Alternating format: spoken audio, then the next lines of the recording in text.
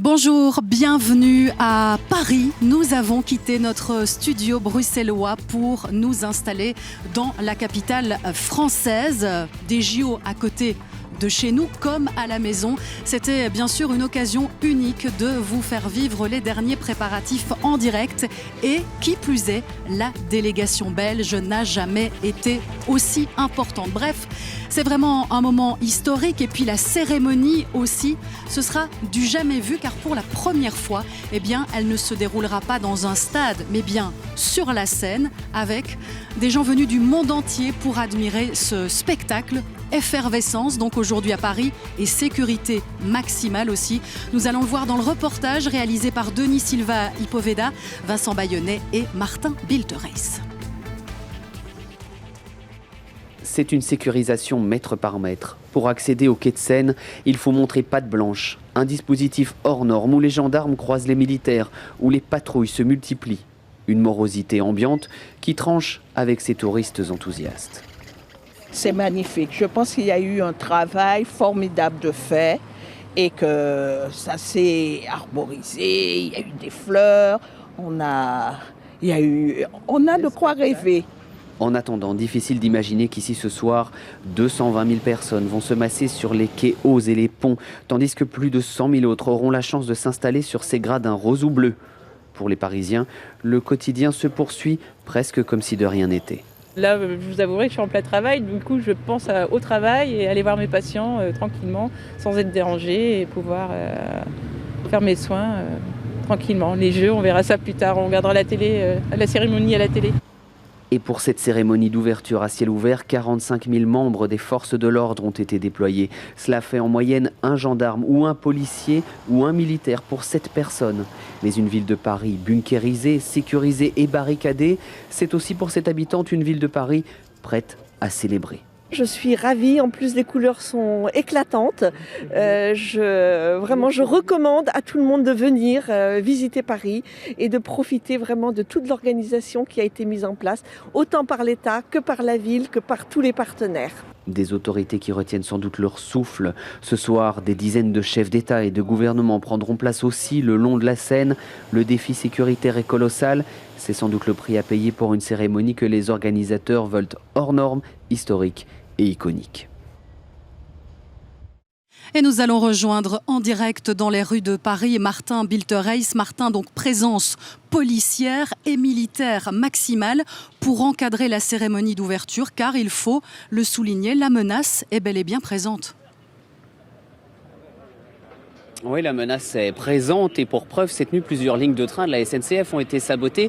Vous allez évidemment en reparler, mais ici, ça a une conséquence directe. Le préfet de police de Paris a décidé de renforcer le dispositif de sécurité dans les gares, mais les autorités ont dans le même temps les yeux rivés sur la Seine. Évidemment, des appareils de détection sous-marine sont mobilisés en amont, en aval et évidemment sur les 6 km de la parade prévue ce soir. Et la sécurisation du fleuve passe aussi par le contrôle de l'espace aérien. Selon certaines sources, il y aura une vingtaine d'avions et d'hélicoptères en vol dans le ciel de Paris pour réagir à toute menace en temps réel. L'espace aérien civil, lui, sera carrément interrompu sur 150 km à la ronde. Cela veut dire qu'il n'y aura ni atterrissage ni décollage aux célèbres aéroports de Roissy et d'Orly.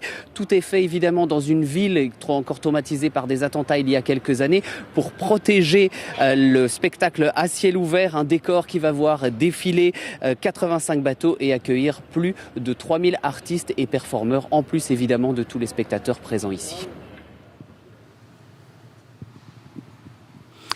Merci beaucoup Martin Biltereis pour ces informations en direct. Le climat est donc tendu, vous l'avez compris, et les autorités doivent déjà faire face à un fameux couac. La SNCF a été victime d'actes de malveillance. La nuit passée, le trafic ferroviaire est donc fortement perturbé. Nous allons rejoindre Maïté Warlan aux abords de la gare de Lille. En tout, Maïté, on parle de 800 000 voyageurs touchés. Oui, c'est ça, Ophélie. La SNCF a annoncé avoir été victime d'une attaque massive de grande ampleur en plusieurs endroits dans l'Hexagone. Ce sont en fait des incendies qui ont été déclenchés sur ces installations. Le but est bien saboter et paralyser le réseau des trains à grande vitesse, les fameux TGV. Alors ce matin, grâce à la réaction rapide des équipes de la SNCF, le réseau n'est pas paralysé, mais il est fortement ralenti. Pour vous donner un exemple, le Lille-Bruxelles de 9h09 de ce matin accusait un retard de 5 heures. C'est impressionnant. C'est donc 800 000 voyageurs, vous l'avez dit, qui vont être impactés puisque la situation ne devrait pas revenir à la normale avant lundi, on l'espère. Et puis, vous le disiez aussi, ça tombe très mal puisque la cérémonie d'ouverture et puis les compétitions de ce week-end attendaient des milliers de spectateurs dont beaucoup sont venus en train ou devaient venir en train. Et donc, depuis ce matin, eh bien, c'est le règne de la débrouille pour tenter de rejoindre Paris coûte, que l'on soit à Bruxelles ou à Paris, comme vous allez pouvoir le voir dans ce reportage tourné ce matin ici à Lille avec Philippe Huibaud, mais aussi avec Thomas Deschamps, Dominique Dussin et leurs équipes à Bruxelles. Ce sont les premières images des actes de sabotage perpétrés contre les lignes à grande vitesse de la SNCF. Attaque massive destinée à paralyser le réseau ferroviaire à quelques heures de la cérémonie d'ouverture des JO. Les incendies volontaires ont été allumés à divers endroits stratégiques pour empêcher la circulation sur les lignes Nord, Est et Atlantique. Des actes de malveillance ont été identifiés cette nuit autour de 4 heures du matin sur un certain nombre de lignes à grande vitesse de SNCF Réseau. Tout nous indique aujourd'hui que ce sont bien des incendies criminels, notamment la dimension de la concomitance des temps qui est plus que suspecte. Sur les clients, on estime que c'est à peu près 800 000 clients qui vont être concernés, donc c'est gros, donc bien sûr un impact client très important. Sur les agents, bien sûr, côté réseau, on a remobilisé tout le monde. Ces sabotages perturbent l'acheminement des supporters et des athlètes vers les différents sites des compétitions et de la cérémonie d'ouverture. Du côté officiel, c'est évidemment la consternation. Moi, je veux vraiment condamner de la manière la plus ferme ce qui se passe ce matin. C'est proprement consternant. Une grande partie du réseau français est concernée. Ici à Lille, des voyageurs ont vu leur train vers Paris annulé. Nous sommes concernés, notre TGV a été annulé. Donc là, on cherche un plan B. Donc on va prendre notre voiture pour aller sur Paris et puis se débrouiller, se garer dans une petite ville près de Paris et prendre le RER. La ligne nord reliant Bruxelles à Paris a donc aussi été touchée par des sabotages. Heureusement, la circulation n'a pas été interrompue car ce matin, le porte-parole de l'équipe belge devait encore rejoindre Paris pour participer ce soir à la cérémonie d'ouverture. On est content déjà d'aller à Paris. L'objectif, c'est d'abord y aller. On avait pris un peu d'avance. Les trains, la cérémonie à 19h30. Là, on part à 10h30, donc on a un peu d'avance. Même si on a un peu de retard, on est content d'être là. Les perturbations devraient durer tout ce week-end de grands départs en vacances et de Jeux Olympiques en France. Et lui a pris le train hier, avant donc les problèmes. C'est le couple royal belge. Il assistera à la cérémonie d'ouverture tout à l'heure en compagnie de nombreux chefs d'État et de gouvernement. Mais avant cela, le roi et la reine ont inauguré la Belgium House où nous nous trouvons d'ailleurs en ce moment. C'est un lieu de rencontre pour les Belges et les athlètes pendant toute la durée des Jeux. Voyons cela avec Thomas van der Linden et Tidiem Quash.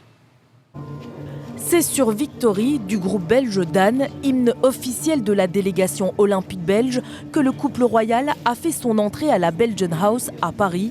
Une visite du roi Philippe et de la reine Mathilde pour encourager nos sportifs et tous ceux qui les accompagnent dans cette aventure des Jeux.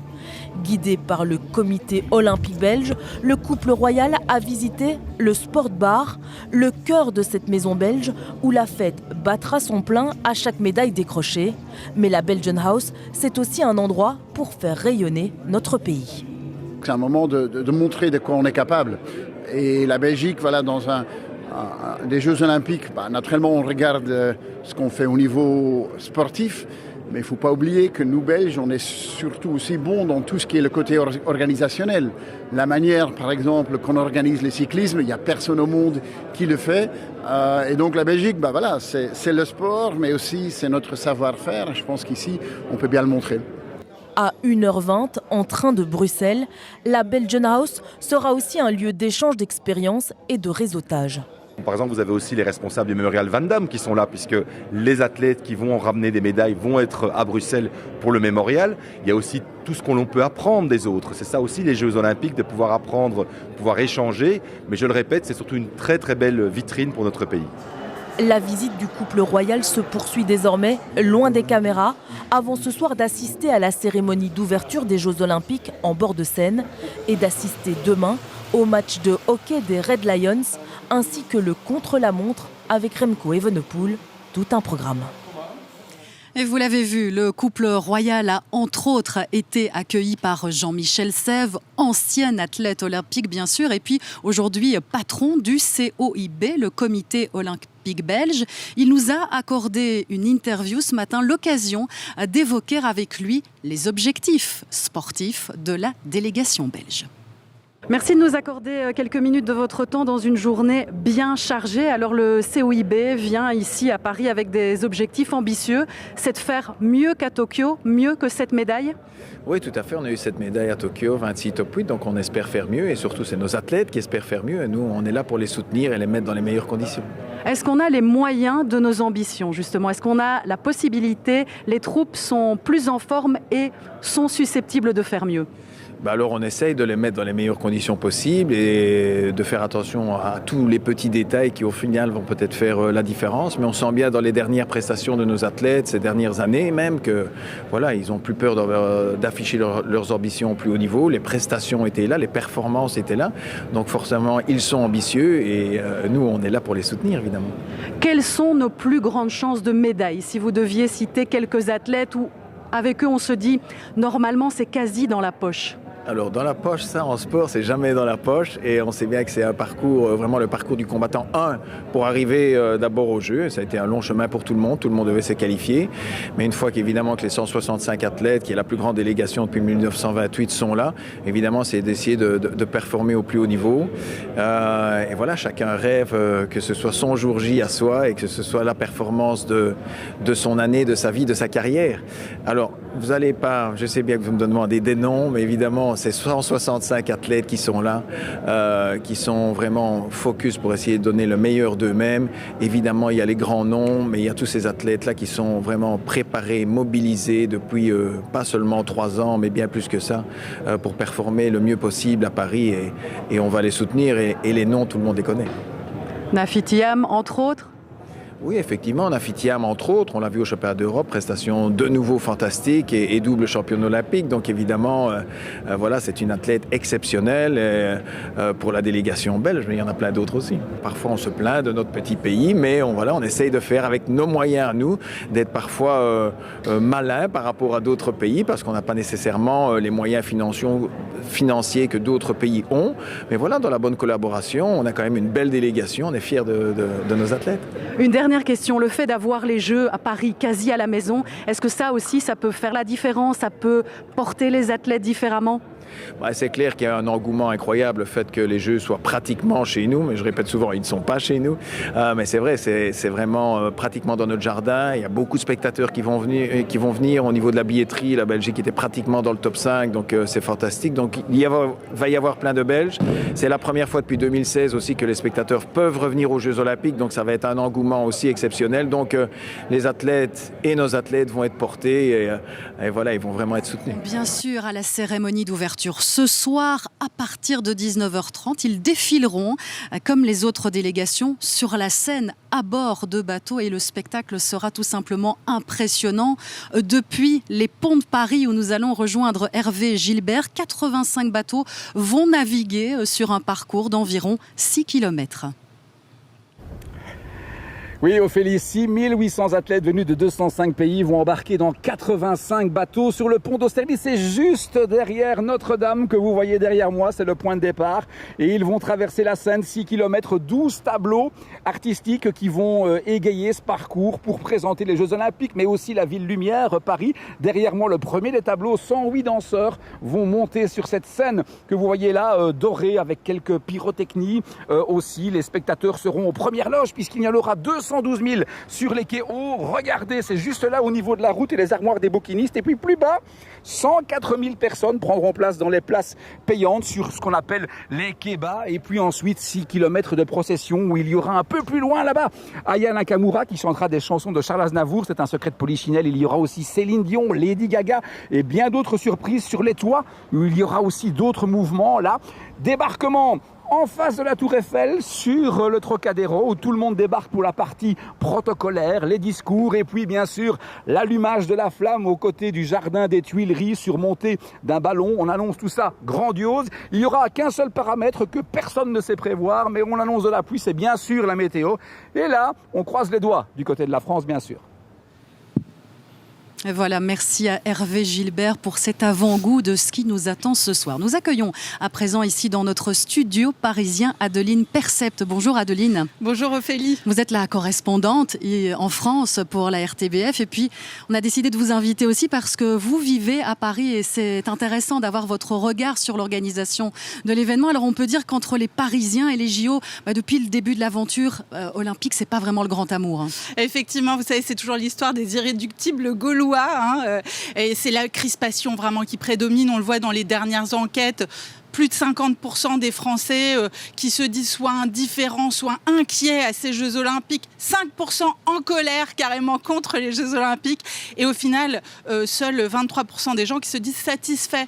Donc vous voyez, en fait, le problème, c'est que l'organisation de ces Jeux, ça a supposé énormément de contraintes, les mesures de sécurité, les transports perturbés pour 12 millions de franciliens au fond. Et puis au début, la communication du gouvernement, ça a quand même été de dire partez pour qu'on puisse accueillir le monde. Et là, il y a quand même une différence parce que évidemment, les travailleurs de première ligne, les infirmières, les policiers, les pompiers, ils doivent rester ici pour travailler. Et puis les cadres qui, eux, ont la chance souvent d'être propriétaires, qui peuvent faire des bénéfices, notamment en louant à prix d'heure leur logement. Vous voyez, donc ça explique un peu le côté grognon des franciliens et des Français. Alors il y aura peut-être un tournant. Finalement, ce sera ce soir avec enfin cette cérémonie. Si tout se passe bien, ça peut peut-être changer un peu l'état d'esprit des Parisiens, parce que c'est vrai qu'aussi avec tout ce côté sécurité, mais ça leur rappelle un peu la période attentat. Et donc si ce soir tout va bien, peut-être un ouf de soulagement et enfin place à la fête, aux réjouissances. Alors écoutez, la question c'est en fait de savoir si Paris peut encore être une fête. Et c'est ce que voudrait Emmanuel Macron. Il reçoit, vous savez, les chefs d'État étrangers aujourd'hui et il appelle à ce que cette période de Jeux Olympiques soit vraiment une période d'humanisme, de paix dans le monde. Il s'adresse aussi aux Français qui, vous savez, vivent des périodes de crispation, une crise politique. Alors, pour rester positif, il y a quand même eu une magie. C'était à Marseille, nous y étions, vous vous souvenez, pour l'arrivée de la flamme. Exactement, il y a quelques mois avec l'arrivée de la flamme. On a vu le monde de la culture et du sport se rencontrer à ce moment-là. Il y a eu une magie. Et c'est vrai que la cérémonie qu'on nous promet ce soir promet d'être magique et va peut-être remplir le cœur des Français de positive attitude pour ces JO. Oui, en tout cas, c'est vrai que le comité organisateur des Jeux Olympiques a mis le paquet sur cette cérémonie. Ce sera une cérémonie inédite, hors d'un stade, à travers la ville, bien évidemment, avec des sites exceptionnels, des sites historiques qui seront mis en lumière. Tour d'horizon, donc, avec Thibaut Deplanque. Équestre qu'il a fallu aménager.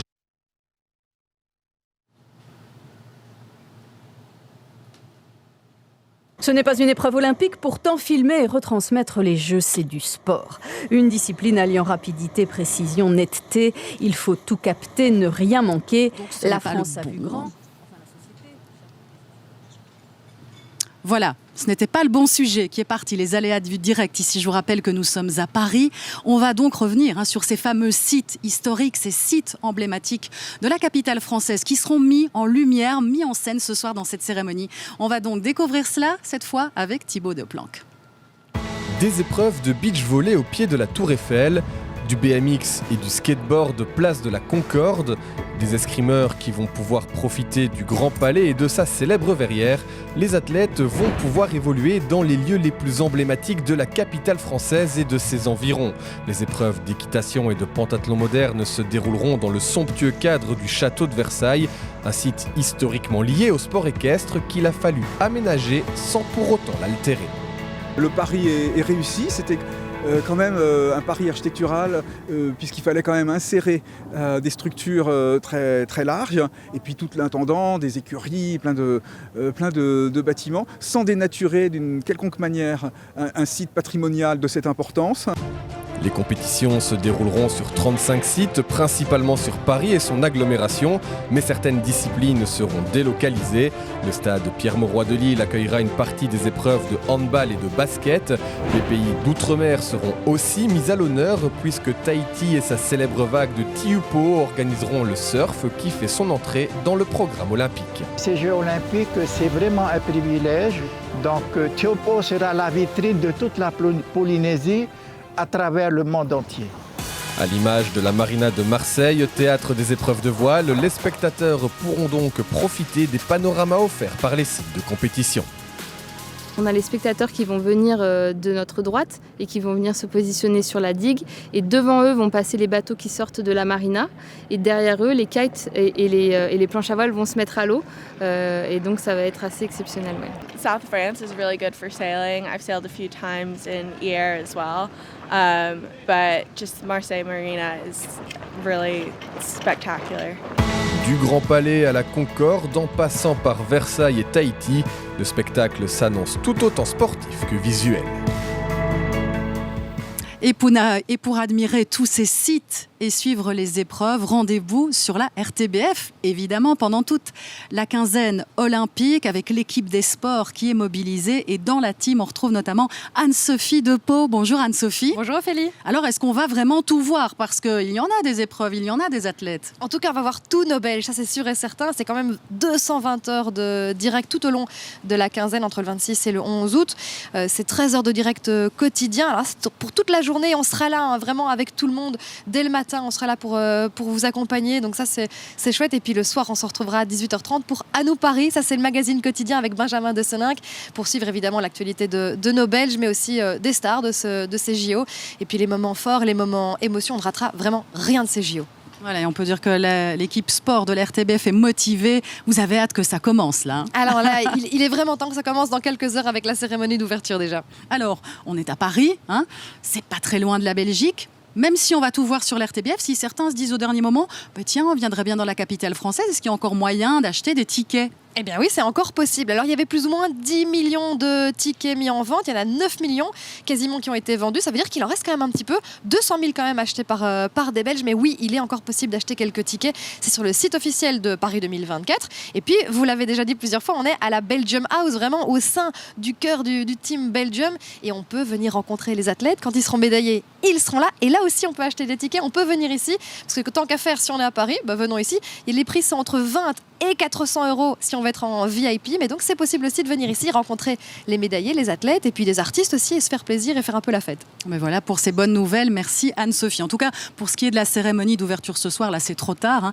Les tickets ont été vendus, mais vous pourrez la suivre en direct sur la RTBF dès 19h30, juste après une nouvelle édition spéciale du journal télévisé. Alors cette cérémonie, on manque un peu de superlatifs pour la décrire, en tout cas c'est ce qu'on nous annonce, qu'elle sera grandiose, exceptionnelle, inédite. Et au niveau des moyens techniques aussi, c'est extrêmement impressionnant. Écoutez bien, 1000 caméras, 200 techniciens qui seront là pour couvrir tout ce défilé inédit sur la scène. Voyons cela avec Esmeralda Labi.